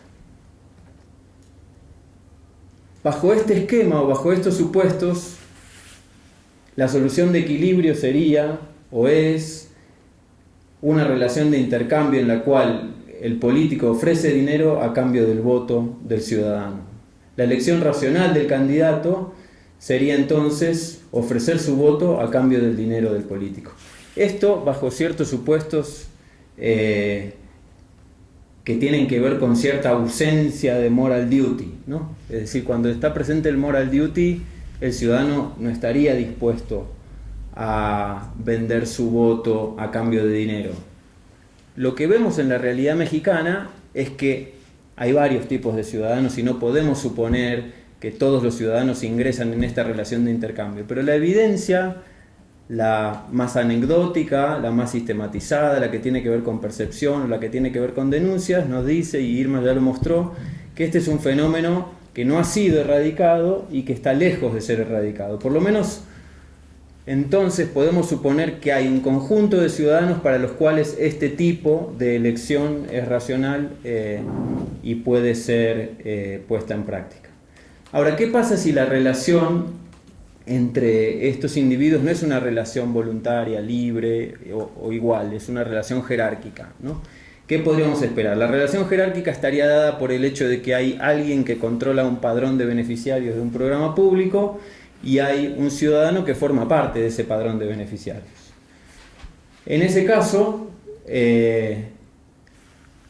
al funcionario público lo que le conviene es amenazar con quitar el programa al ciudadano o no amenazarlo en segundo lugar, para dejarlo que el ciudadano elija por su cuenta. En el caso del ciudadano, una vez más, la función implicaría que su primera preferencia es no ir a votar y la segunda preferencia es votar al partido que le da el programa que le está recibiendo. En ese caso, la ordenación para los funcionarios públicos sería no amenazar con quitar el programa y que voten por su partido, amenazar con quitar el programa y que voten por su partido, no amenazar y que no voten, y amenazar y que no lo voten. Y en el caso del ciudadano sería que no lo amenacen y no vaya a votar, que si lo amenacen vote por el partido para mantener su programa, que lo amenacen y no vaya a votar, o que no lo amenacen y vote, ¿no? Bueno, en este caso también la solución de equilibrio es que el ciudadano vote, como lo podemos ver acá, es que el ciudadano vote por el partido del gobernante que está dispuesto a amenazarlo con quitarle el programa si no va a votar. Por lo tanto, ya sea en una relación jerárquica o ya sea en una relación más o menos voluntaria, de acuerdo con esta propuesta, muy basada en la teoría de juegos y en la elección racional, cabría esperar que muchos ciudadanos estén dispuestos a vender su voto y muchos políticos estén dispuestos a comprar el voto de ese ciudadano. Ahora, sabemos que esto no sucede con todos. Bueno, ¿cuáles son los factores que explicarían la vulnerabilidad de los electores? Y entonces aquí hay que recurrir, para entender el problema y sus causas, hay que recurrir a lo que dice la literatura especializada, a los estudios que se han hecho a lo largo de los últimos 10 o 15 años sobre el tema. Hay un conjunto de factores explicativos de esta situación que alguna literatura denomina como socioculturales y que serían que la probabilidad de ingresar en este tipo de intercambios es mayor en zonas rurales, es mayor en población que está en situaciones de pobreza extrema, es mayor en población con bajos niveles educativos y poca cultura cívico-democrática. Uno podría decir, bueno, en zonas rurales hay mayor probabilidad de que los individuos formen parte de padrones de beneficiarios de programas públicos y por lo tanto tienen una menor capacidad de resistir las amenazas o las presiones de los políticos o de los funcionarios. La población en pobreza extrema tiene más necesidad y está más dispuesta a vender su voto que la población que no sufre ese tipo de necesidades socioeconómicas. Y lo mismo puede suceder con población con un nivel de moral duty inferior, digamos, aquellos que no tienen una cultura cívico-democrática muy arraigada. Los factores políticos institucionales que intentan explicar este fenómeno. Bueno, la otra cara de la moneda, el clientelismo institucional desde el aparato estatal, la movilización autoritaria de votantes, un poco tú mostrabas algunos ejemplos de eso. Y finalmente la distancia física, simbólica e institucional entre el momento del hecho y las víctimas y las instancias de supervisión y control, ¿no? El ciudadano como mucho agarra el FEPADETEL, la línea, llama por teléfono y denuncia, pero la FEPADE no sabemos qué tan presente está como para observar la flagrancia del hecho. ¿Quién puede documentar que eso está efectivamente? La investigación comienza después, ¿no? Entonces hay una distancia muy importante entre la comisión del delito y la posibilidad de supervisarlo, de vigilarlo y de controlarlo, de prevenirlo. Y finalmente los políticos ideológicos, ¿no? En elecciones competidas, la probabilidad de intentar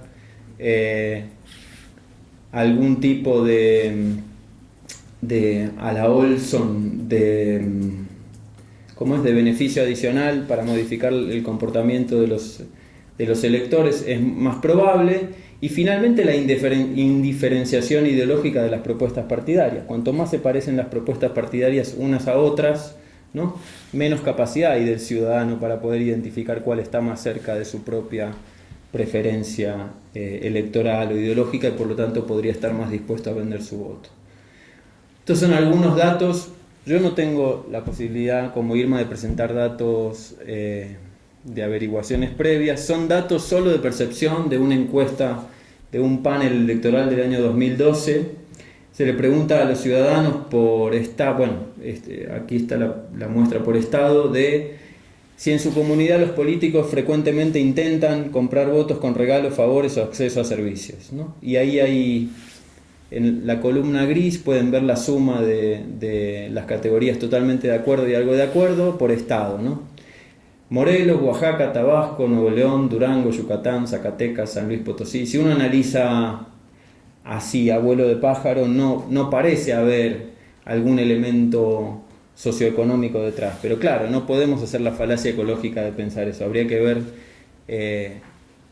habría que saber efectivamente la situación del individuo para poder decir eso. Bueno, aquí está la situación del individuo, por lo menos en términos de nivel educativo, ¿no? Quienes no tienen estudios, solo en un 52.8% están de acuerdo, ¿no?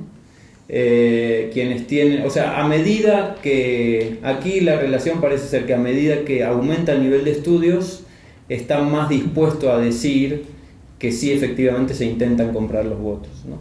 Esto intuitivamente no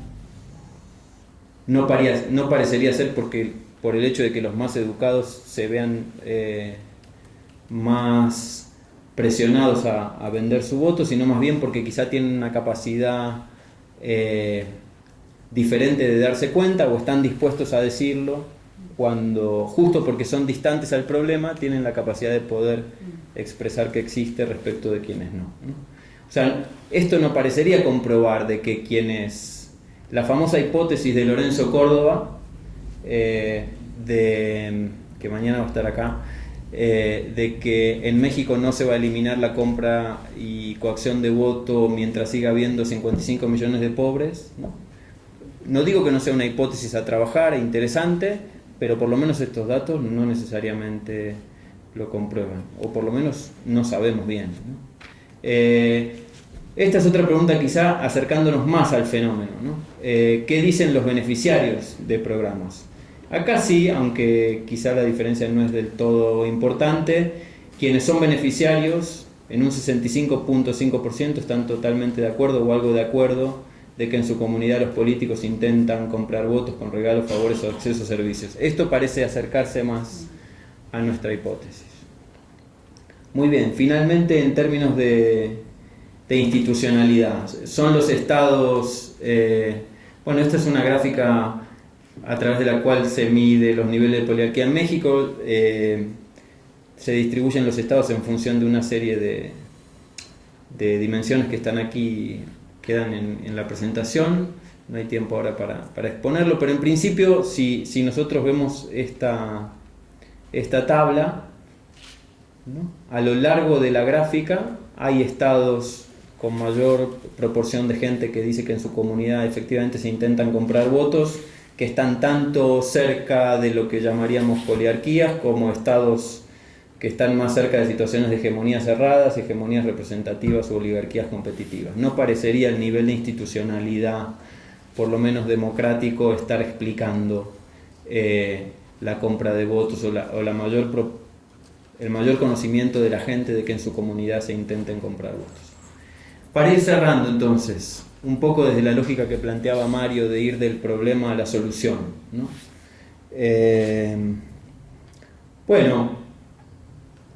Si el problema es sociocultural, lo que hay que plantear es una modificación de los valores de los ciudadanos, ¿no? Generar ese moral duty que hoy no existe. En principio, los organismos electorales, el INE en particular, tiene todo un conjunto de estrategias desde siempre orientada a promover la cultura cívica y democrática en México, ¿no? Puede ser que ese sea y de hecho es, un esfuerzo de largo plazo y por lo tanto todavía no hemos visto los frutos. Pero bueno, está ahí ¿no? Uno podría decir, bueno, mientras hacemos todo eso, seguramente hay que atender algunas cosas más importantes, ¿no? Yo creo que es importante hacerlo, no dejar de hacerlo y hacerlo bien, ¿no? Pero no alcanzaría, no sé, mi hipótesis sería que no alcanzaría.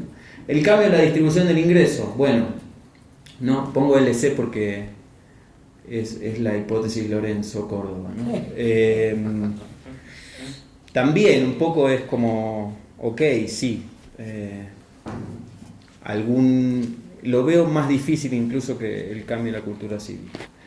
Cambio institucional de las normas formales que regulan estas prácticas. Mi pregunta sería, ¿qué tan sustantivos han sido los cambios institucionales orientados a regular estas prácticas específicamente, ¿no? Yo no tengo una respuesta, porque parece que hay que hacer un estudio, preguntarle a los expertos, y acá están, yo no lo soy. Yo creo que el cambio no ha sido muy significativo. Y si ha sido significativo, ha sido en la dirección incorrecta, ¿no? ¿Por qué en la dirección incorrecta?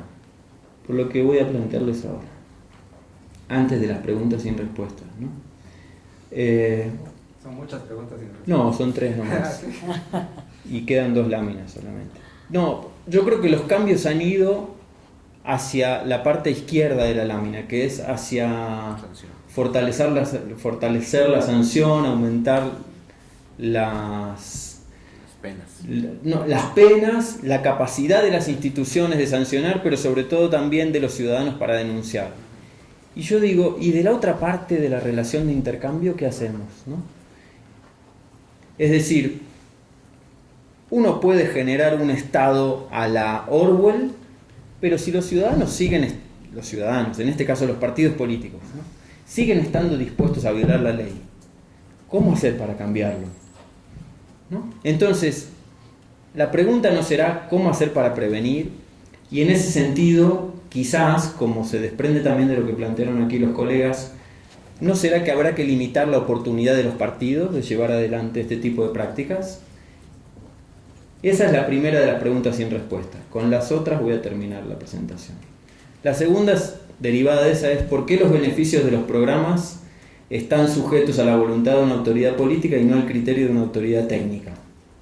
Esto sigue ocurriendo. Es decir, Coneval tiene la capacidad de evaluar los resultados de los programas en función del diseño, de las reglas de operación.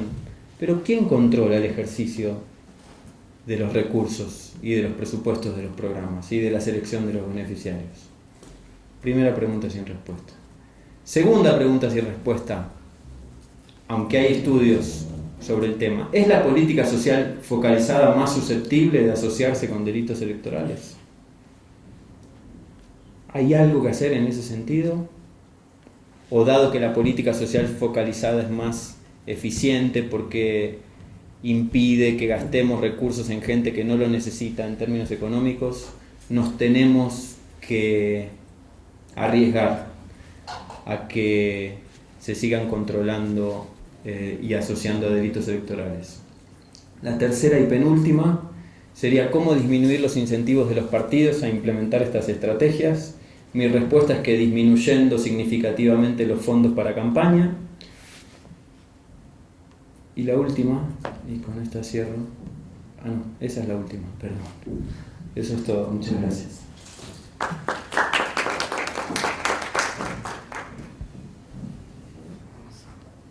Entonces, ¿a quién le doy la palabra? Gracias, José. Pues bueno, abrimos las preguntas. Quien quiera intervenir sobre las exposiciones o sobre lo que quieran, y aquí platicamos. ¿Qué valdría la pena hacer un estudio sobre el costo del voto? yo creo que las personas reciben 500 pesos aproximadamente, cuando en realidad el costo del voto no son 500, son más de 500 pesos. De las personas activas que realmente votan, cuestan más de 500 pesos. Yo creo que ese sería un punto importante para concientizar a la gente, hacerlos reflexionar sobre el costo real del voto. Gracias. Irma, ¿tú sabes algo al respecto? ¿Algún estudio sobre el costo del voto?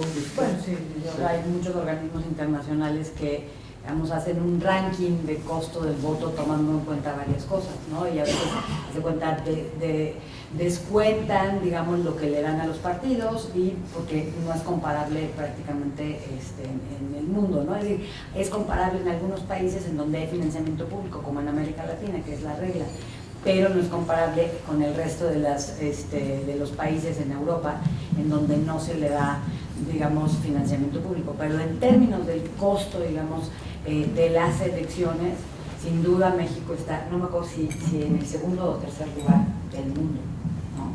En el costo. Es decir, es carísimo, ¿no? Es muy, muy caro, ¿no? Noruega hace el costo del voto es de $0.19, ¿no? Mientras que creo que nosotros andamos entre los 30 y $40, ¿no? Entonces, ese es el nivel de la gravedad, ¿no? Efectivamente. Sí, Víctor. Sí, bueno, por ejemplo, en el trabajo, bueno, creo que tú también participaste, ¿no? De fortalezas del sistema político. Ahí viene una parte que hace Luis Carlos, ¿no? Con alguna gente sobre el costo del voto, ¿no? Y ahí él sacó la provocación, digamos, también porque fue un poco más por inferencia que por realmente tener todos los pelos de la burra en la mano, en la idea de que por cada peso legal circulan 3 ilegales dentro de las campañas electorales. Es decir, entonces ahí hay también una parte del costo formal y el costo informal de las campañas. Y yo creo que hay un elemento que también tendremos que hacer un replanteamiento de cómo intentar hacer la vinculación de ese costo legal con el informal, porque por una parte tendremos que deducir, por ejemplo, el costo del trámite electoral, es decir, el costo que implica el INE, el tribunal, la FEPAD, o sea, todos los procedimientos que implicaría que de todos modos, si en un momento dado yo tengo que defender el voto hasta sus últimas consecuencias, el voto no se detiene solamente en el acto de la emisión de la boleta, aunque evidentemente el IFE hace un cálculo inicial sobre la base de lo que cuesta el costo promedio de la campaña, de la pre-campaña y obviamente el padrón electoral y lo que cada uno de los partidos políticos ha recibido en elecciones previas, o sea que hay una primera base de cálculo, pero que realmente en cierto sentido habría que pensar que una parte es lo que cuesta el voto desde el punto de vista de la emisión concreta y otra cosa es el costo del voto en la ruta completa que hay que considerar que tienes que hacer intervenir a todas las demás fases del proceso, o sea, que el partido político pueda incluso ir a defender el voto hasta las instancias jurisdiccionales. Entonces, creo que ahí habría que hacer un electoral. Exactamente, entonces yo creo que ahí habría que tener un elemento relativamente novedoso de ver cómo podríamos disociar la imagen, como yo decía en mi intervención, de la idea de que sí, las elecciones cuestan muy caro, también ya lo decía Pepe, la hipótesis Lorenzo Córdoba, pues mientras haya pobres, pues va a haber clientela susceptible de comprar ese voto. Entonces creo que hay que empezar a diseccionar un poco hasta dónde realmente tenemos que tener un costo de administración mínima, ¿no? Por un lado, y el costo precisamente de lo que realmente, si podemos llegar hasta el nivel de Noruega, pues sí, punto de céntimos de dólar, pues eso también implica totalmente un cambio de paradigma, también como decía Pepe, de desinflar, ¿no? Lo que realmente pueden obtenerse por otras vías. Yo junto con Irma estuvimos hace un par de días ahí en Cámara de Senadores. Yo ponía un poco otro elemento que de la observación electoral. Comentaba yo que yo estoy participando como miembro del Comité Técnico de Evaluación del Fondo de Apoyo a la Observación Electoral de Secretaría de Gobernación, Tribunal Electoral y INE, y lo que nosotros estamos recibiendo de informes de la observación electoral que eso también creo que es un elemento muy subutilizado, digamos, lamentablemente, todo lo que existe de archivos de observación electoral que el propio INE ha generado y el tribunal, o sea, creo que hay un capital de investigación impresionante, ahora que yo he tenido esa oportunidad de conocer esos materiales, pues lo que reportan abiertamente es cómo se hace la compra y la coacción del voto. O sea, tienen reportes muy bien detallados, muy bien informados de cómo se hace la operación de compra y la coacción del voto. O sea, las organizaciones de observación electoral son un actor subutilizado dentro de este proceso que sí me parece que obviamente el juez no se va a juzgar a sí mismo. O sea, ciertamente creo que vamos a tener que ir más hacia tocarle la puerta a estas organizaciones de observación electoral, que ya llevan algunas 20 o 25 años haciendo observación electoral continua y que paradójicamente reciben también recursos públicos para poder hacerla, pero que hasta ahora no hemos realmente utilizado de fondo esa información, salvo en algunos momentos muy coyunturales, que sí me parece que valdría mucho la pena echar luz sobre esa información que proporcionan estas ONGs o estas OSCs que nos permitirían tener un poco una mejor comprensión de cómo se están construyendo estos elementos y de ahí entonces sí poder hacer una separación un poco más clara de lo que sí le podemos exigir a la autoridad electoral, que sí debe seguir cumpliendo con su tarea, con su obligación de proteger que el voto sea secreto y transferible, todas las funciones básicas, pero al mismo tiempo sí combatir de manera más efectiva, como aquí también lo señalaba Pepe,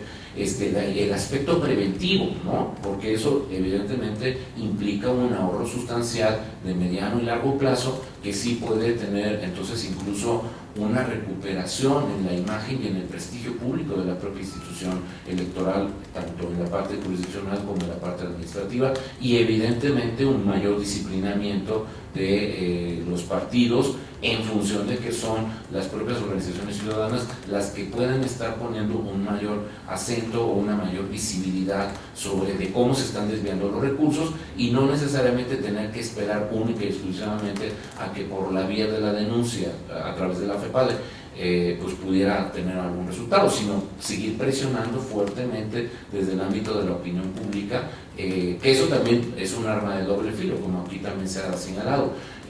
Muchas veces la poca evidencia que tenemos sobre cómo tipificar o no las prácticas o las malas prácticas electorales está viniendo precisamente de la prensa, es decir, o de situaciones muy aisladas, como por ejemplo las votaciones que están teniendo los consejeros y las propias pugnas que tienen los consejeros que las declaran de manera abierta, como lo ha hecho Pamela San Martín. Es decir, abiertamente Pamela vota en contra del bloque de consejeros y dice abiertamente hay un bloque de 5 consejeros que está sistemáticamente controlando las decisiones de este instituto electoral, y Roberto Ruiz también lo ha declarado públicamente. Entonces, en ese sentido, pues sí hay evidencia, o sea, sí la autoridad también se construye también en una dinámica de conflicto interno que nosotros hemos subestimado muchas veces. O sea, en otra época Federico Esteves y Eric Magar pues hacían las votaciones, ¿no? El seguimiento de las votaciones. No hemos sido muy sistemáticos en ese tipo de estudios, ¿no? Que sí podrían revelar patrones de votación, como sí lo ha tratado de recoger, por ejemplo, el Universal, en Reforma, que sus periodistas curiosamente hacen algunos esfuerzos de investigación para tratar de ver si efectivamente esas acusaciones se convierten en un sentido práctico en patrones reiterados de comportamiento, por lo menos para el seguimiento de la selección de los soples, por lo menos ese asunto del famoso bloque de 5 para poder tener la aprobación, que ahora subieron a 6, para supuestamente tener, digamos, un amplio consenso sobre las nominaciones de los consejeros que van hacia los soples. Entonces, este tipo de ejemplos que estoy poniendo así a vuela pluma, pues sí nos dan una idea de que hay un territorio muy interesante que podemos ir rescatando, paradójicamente con la escasa evidencia que los propios organismos electorales ofrecen en ocasiones, pero que sí pueden dar o arrojar luces sobre elementos que permiten, digamos, de alguna manera observar hasta qué punto los órganos electorales pueden o no cumplir sustancialmente con su tarea, separándose o de las presiones contextuales de la coyuntura, o de alguna manera pues aceptando y asumiendo que así son las reglas y así se operan esas reglas para siquiera poder sacar los consensos mínimos que permitan salvar la elección a la siguiente estación. O sea que también eso habría que jugar, te voy a mentir, con la verdad. O sea, así se negocian las cosas en este país, así se determinan las cosas, y voy a tener que seguir sufragando un modelo caro, ¿no? Precisamente porque es la única forma en la que logro que los actores se sienten a la mesa y que por lo menos cada quien se lleve su parte para de alguna manera obtener el resultado de transitar a la siguiente elección. Gracias, Víctor. Benjamín, ¿querías intervenir? Sí. Varias cosas. Digo, en primer lugar, una de las razones por las cuales uno le cree al INE que se necesita gastar mucho dinero es porque existe un alto nivel de sospechosismo, justificado en buena medida, pero muchas veces exagerado por intereses políticos, por intereses de todo tipo.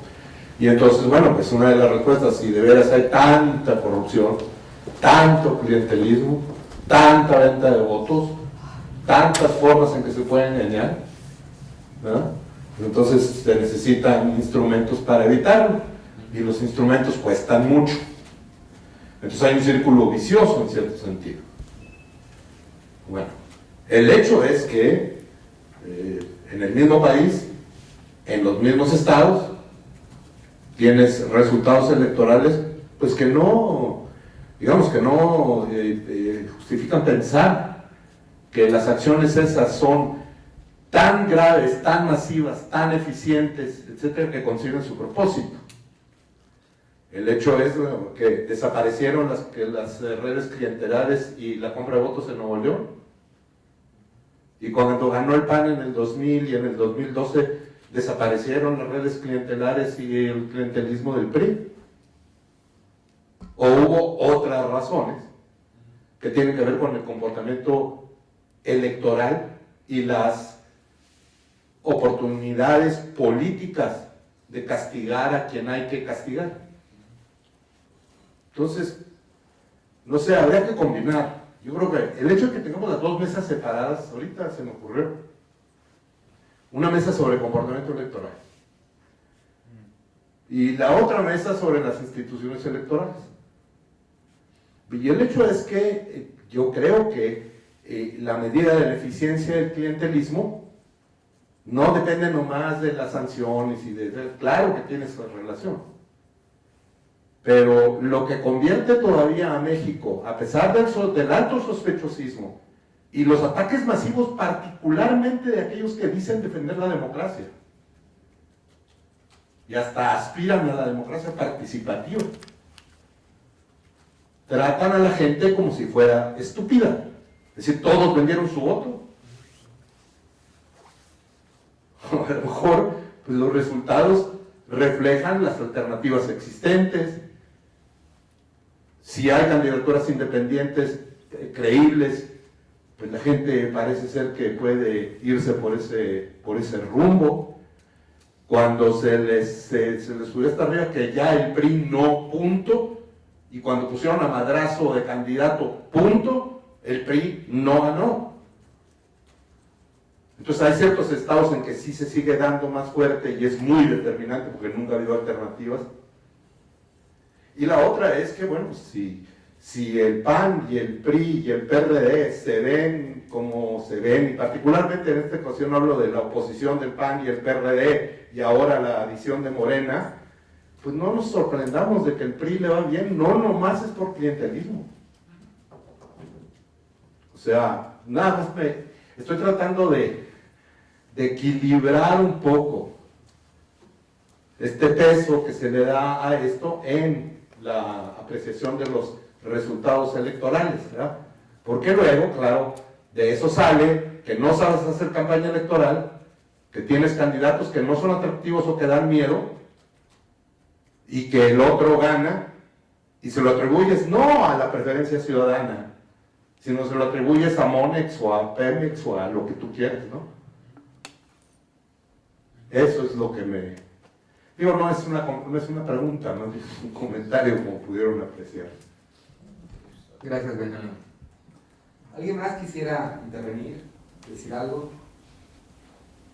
Yo más quisiera reaccionar un poco a lo que dice Benjamín. Yo creo que es correcto el planteamiento, porque creo que sí hay que tener un factor combinado, ¿no? de elementos explicativos, o sea, y eso precisamente creo que es lo que en muchas ocasiones dentro del debate público nos ha llevado a demasiada polarización, ¿no? Porque muchas veces también ya estamos muy atrincherados a suponer que hay una tendencia permanente a que el clientelismo está, ok, el clientelismo ya está, pero es evidente que también los partidos políticos compiten en condiciones muy desiguales, muy disímbolas, y eso también es producto de la manera en que el mosaico del país también se ha modificado. En eso ciertamente, en las zonas donde ahora podemos ver y testimoniar que hay una fuerte competitividad, ¿no? Pues es obvio que los ciudadanos optimizan lo que consideran que es su mejor estrategia de juego, como el mismo Bronco decía, pues agárrenlo, tomen la dádiva, pero vénganse para acá hechos la madre y vénganse a votar por nosotros. Pero eso mismo, ¿no? Le dijo otro candidato a la gente en otro momento. Y así es, y no funcionó, claro.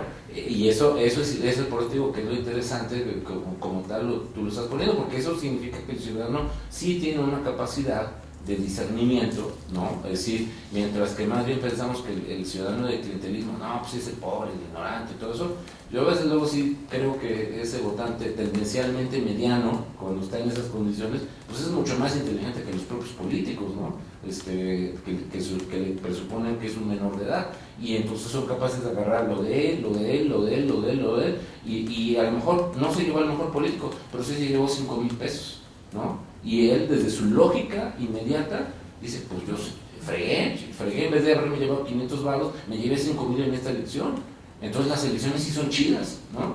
Entonces, eso también es algo que tiene que retar a la propia imaginación de que nosotros pensamos de que, no, pues sí, el pobre ciudadano que está todo... No, el ciudadano muchas veces dice, híjole, qué buena onda viene la temporada electoral, ¿no?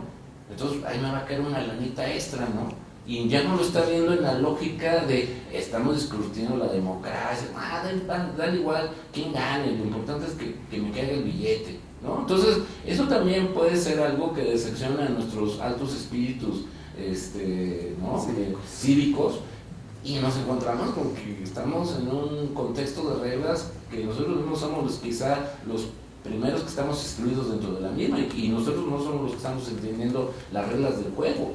Entonces eso creo que también puede ser muy interesante para desestructurar a veces muchas premisas de orden sociológico, de orden cultural, que históricamente hemos tenido con respecto a la sociología del voto. Y yo creo que en ese sentido a mí me gusta mucho tu planteamiento, Benjamín, porque sí nos obliga a ser hasta un poco contrafácticos, ¿no? Decir, órale, vamos a tener que sí pensar en que lo que nosotros son nuestras bases, los moral duties, como decía el Pepe, los tenemos que asumir, que si nosotros queremos que esos moral duties estén realmente presentes, entonces tenemos que meter durísimo el acelerador para que esto entonces no se nos vaya por otro lado. Yo creo que eso es lo que sí me gusta mucho de tu planteamiento, porque sí obliga a una desestructuración sobre la teoría tradicional, y sí te obliga a tener que empezar a construir nuevas premisas para entender lo que pasó o lo que está pasando finalmente dentro del marco de reglas con el cual nos estamos moviendo y con el tipo de votante con el que nos estamos enfrentando en muchas zonas del país, que no permite ver un votante homogéneo como lo veíamos precisamente antes de la época de la alternancia, ¿no? Y donde más o menos pues teníamos más claro que el PRI pues sí ganaba porque se imponía malévolamente todos y cada uno de los elementos que le permitían continuar con el control del poder en esas condiciones, ¿no?